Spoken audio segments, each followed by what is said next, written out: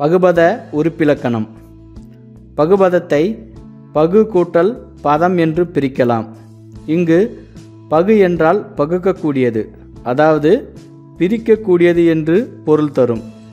பதம் என்றால் சொல் என்று பொருள் தரும்.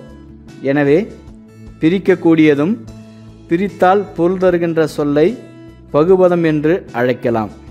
அடுத்து பகுபதத்தின் வகைகளை பார்க்கலாம். பகுபதம் இரண்டு வகைப்படும்.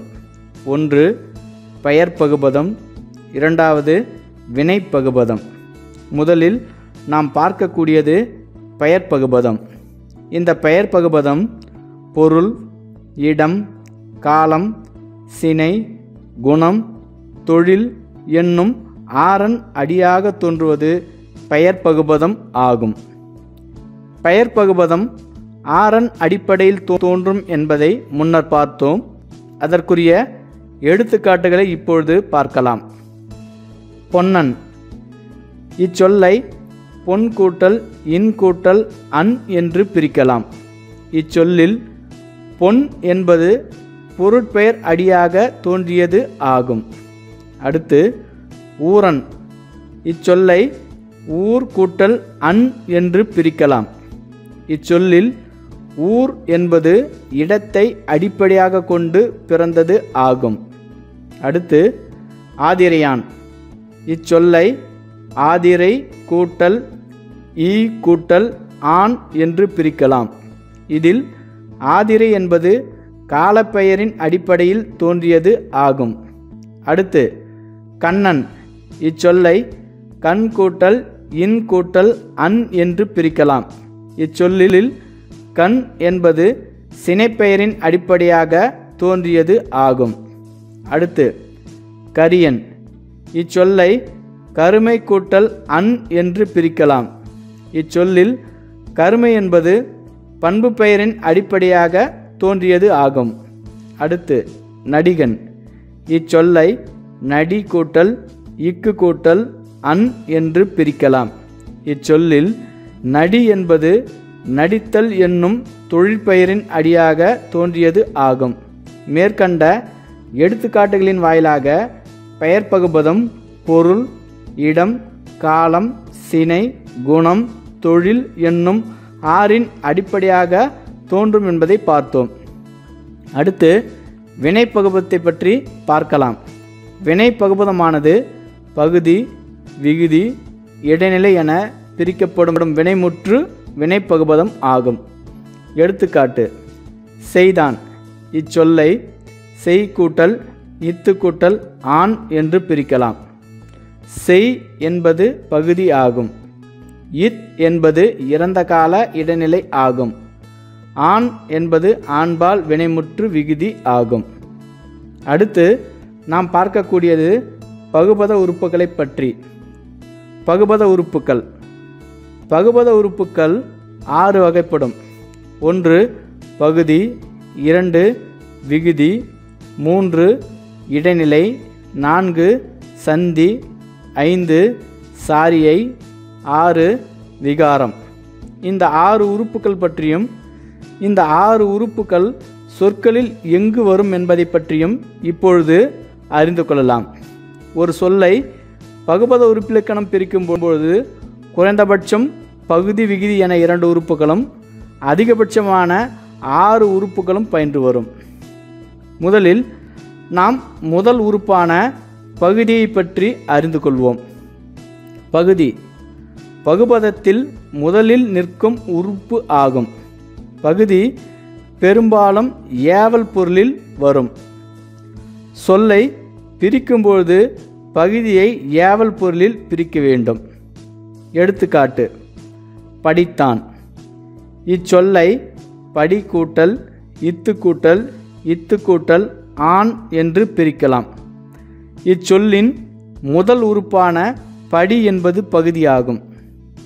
இந்த படி என்பது ஒரு செயலை செய்யும்படியான ஏவல் பொருளில் வருகின்றது. அடுத்து மற்றும் ஒரு எடுத்துக்காட்டு வந்தான். இச்சொல்லை வா வா கூட்டல் இத்து இந்து கூட்டல் இத்து கூட்டல் ஆண் என்று பிரிக்கலாம். இச்சொல்லில் வா என்பது பகுதியாகும். இந்த சொல்லை பகுதியாக பிரிக்கும்பொழுது வந்து என்று பிரிக்கக்கூடாது. ஏனென்றால் வந்து என்பது கட்டளை பொருளில் வரவில்லை, வா என்று தான் பிரிக்க வேண்டும். எனவே இச்சொல்லில் வா என்பது பகுதியாகும். வா என்பது ஒரு செயலை செய்யும்படியான ஏவல் பொருளை தருகின்றது. அடுத்து இரண்டாவது உறுப்பான விகுதியை பற்றி பார்ப்போம். விகுதி பகுபதத்தில் இறுதியில் நிற்கும் உறுப்பு ஆகும். இந்த விகுதியானது திணை, பால், எண், இடம் ஆகியவற்றை காட்டும். திணை என்பது உயர்திணை அக்ரிணையை குறிக்கும். பால் என்பது ஆண்பால், பெண்பால், பலர்பால், ஒன்றன்பால், பலவின்பால் ஆகியவற்றை குறிக்கும். எண் என்பது எண்ணிக்கையை குறிக்கும், அதாவது ஒருமையா பன்மையா என்று குறிக்கும். இடம் என்பது தன்மையா முன்னிலையா படர்க்கையா என்பதை குறிக்கும். விகுதிக்கு ஒரு எடுத்துக்காட்டை இப்பொழுது பார்க்கலாம். நடந்தான். இச்சொல்லை நட கூட்டல் இத்து இந்து கூட்டல் இத்து கூட்டல் ஆண் என்று பிரிக்கலாம். இந்த சொல்லினுடைய கடைசியில் நிற்கின்ற உறுப்பு விகுதியாகும். இந்த விகுதியானது திணை, பால், எண், இடம் ஆகியவற்றை காட்டும். இந்த சொல்லினுடைய கடைசி உறுப்பான ஆண் என்பது இந்த திணையை காண்பிக்கிறதா, பாலை காண்பிக்கிறதா, எண்ணிக்கையை காண்பிக்கிறதா, இடத்தை காண்பிக்கிறதா என்பதை இப்பொழுது பார்க்கலாம். ஆண் என்பது திணையை குறிக்கும் போது உயர்திணையை குறிக்கின்றது, ஆண்பாலை குறிக்கின்றது. அடுத்து எண்ணிக்கையை குறிக்கும் போது ஒருமையை குறிக்கிறது. அடுத்து இடத்தில் படர்க்கையை குறிக்கிறது. அடுத்து மூன்றாவது உறுப்பான இடைநிலையை பற்றி பார்ப்போம். இடைநிலை பகுதிக்கும் விகுதிக்கும் இடையில் வருவது இடைநிலை ஆகும்.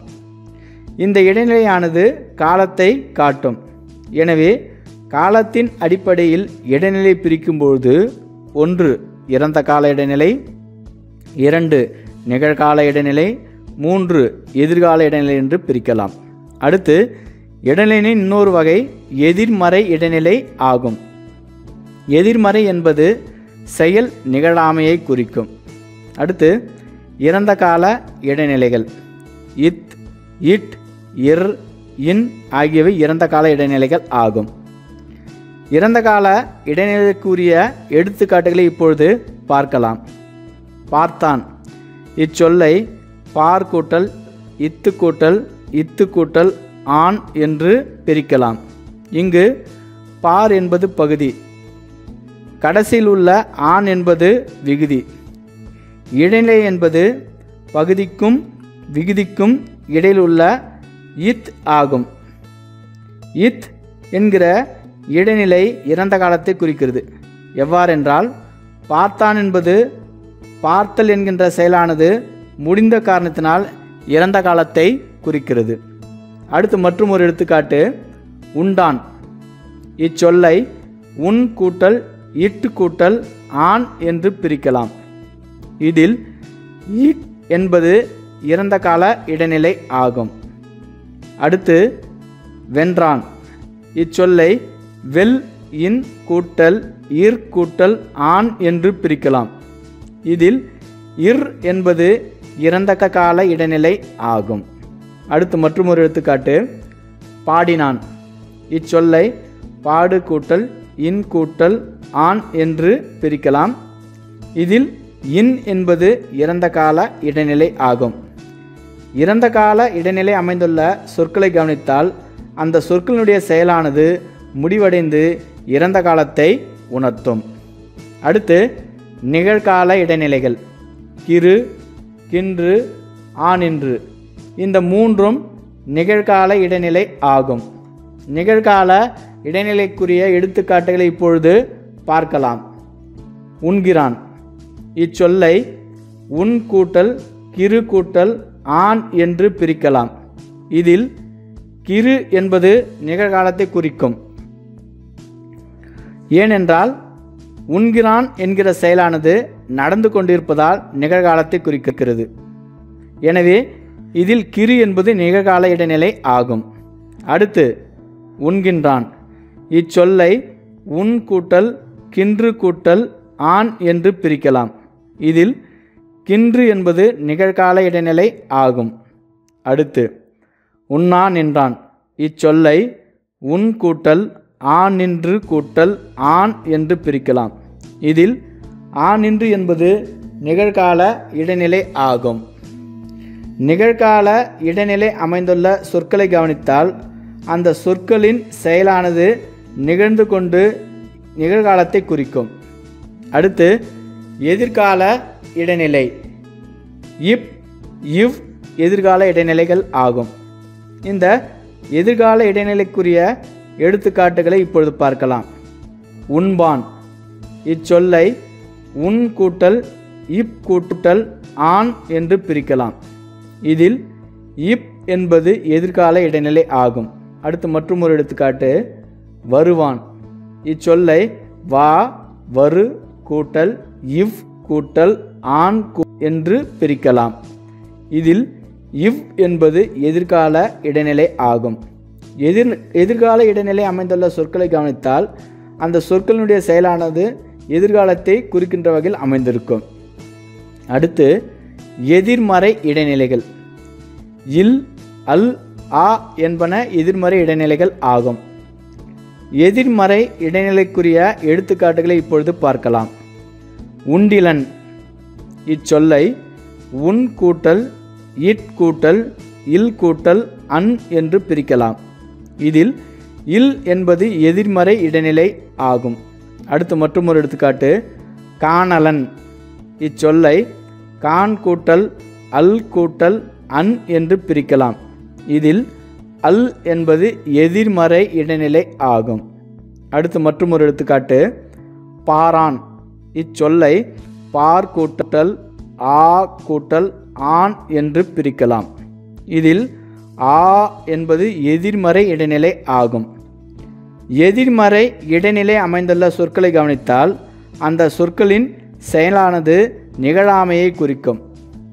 அடுத்து சந்தி. இந்த சந்தியானது பகுதிக்கும் இடைநிலைக்கும் இடையில் வந்து சந்திக்க வைப்பது சந்தி ஆகும். இது சில இடங்களில் பகுதிக்கும் விகுதிக்கும் இடையிலும் வரும். எடுத்துக்காட்டு பார்க்கிறான். இச்சொல்லை பார் கூட்டல் இக்கு கூட்டல் கிரு கூட்டல் ஆன் என்று பிரிக்கலாம். இதில் இக் என்பது சந்தி ஆகும். அடுத்து மற்றொரு எடுத்துக்காட்டு படித்தான். இச்சொல்லை படி கூட்டல் இத்து கூட்டல் இத்து கூட்டல் ஆன் என்று பிரிக்கலாம். இதில் படி என்கின்ற பகுதிக்கு பக்கத்தில் அமைந்துள்ள இத் என்பது சந்தியாகும். சந்திக்குரிய எழுத்துக்கள் இக் இச் இத் இப் ஆகும். அடுத்து சாரியை. பெயர் சொல்லையும் வினைச்சொல்லையும் சார்ந்து வருவது சாரியை எனப்படும். இஃது இடைநிலைக்கும் விகுதிக்கும் இடையில் வரும். சாரியை என்பன அன் ஆன் இன் அல் அற்று இற்று அத்து அம் முதலியன ஆகும். இதற்குரிய எடுத்துக்காட்டை இப்பொழுது பார்க்கலாம். உண்டனன். இச்சொல்லை உன் கூட்டல் இட்டு கூட்டல் அன் கூட்டல் அன் என்று பிரிக்கலாம். இதில் அன் என்கின்ற விகுதிக்கு பக்கத்தில் உள்ள அன் என்பது சாரியை ஆகும். அடுத்து விகாரத்தை பற்றி இப்பொழுது பார்க்கலாம். பகுதி, இடைநிலை, விகுதி போன்ற உறுப்புகள் சேரும்போது இடையில் ஏற்படுகின்ற மாறுபாட்டை விகாரம் என்று அழைப்போம். இதற்குரிய ஒரு எடுத்துக்காட்டு இப்பொழுது பார்க்கலாம். நடந்தனன். இச்சொல்லை நட கூட்டல் இத் இந்த் கூட்டல் இத் கூட்டல் அன் கூட்டல் அன் என்று பிரிக்கலாம். இதில் இத் இந்தானது என்பது விகாரம்.